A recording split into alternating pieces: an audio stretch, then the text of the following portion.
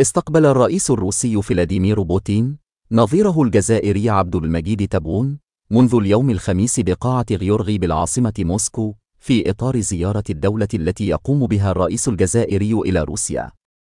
وقد وصف الرئيس الروسي فلاديمير بوتين العلاقات مع الجزائر خلال اللقاء بأن العلاقات مع الجزائر تحمل أهمية خاصة وطبيعة استراتيجية بالنسبة لروسيا.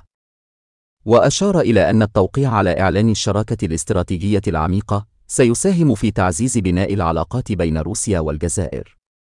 وقال الرئيس الروسي: يسعدنا في روسيا رؤية الرئيس الجزائري في القمة الروسية الإفريقية التي سوف تعقد في بطسبورغ. وأكد الرئيس الروسي على أن الجهود الروسية والجزائرية في صياغها متعددة الأطراف تسهم من بين أمور أخرى في استقرار أسواق الطاقة العالمية. من جانبه صرح الرئيس الجزائري بأن الضغط الغربي لن يؤثر على دعم الجزائر لروسيا، وأعرب عن امتنانه لحسن الضيافة، وتابع إنها تشهد على عمق العلاقات وأواصر الصداقة القائمة بين الجزائر وروسيا. وأشار الرئيس الجزائري إلى أن العلاقات بين البلدين لم تتغير أبدا منذ 60 عاما، حيث كانت الجزائر دائما تدعم روسيا. اليوم ربما هناك بعض الضغوط من الخارج، إلا أن هذا لن يؤثر أبدا على علاقاتنا.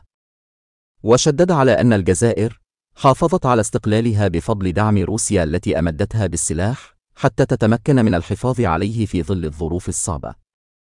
وكان المتحدث الرسمي باسم الكرملين دمتري بيسكوف قد أعلن في وقت سابق أن الرئيس الروسي فلاديمير بوتين سيجري محادثات مع نظيره الجزائري عبد المجيد اليوم الخميس، كما سيوقع عددا من الوثائق من بينها إعلان هام حول الشراكة الاستراتيجية العميقة بين البلدين.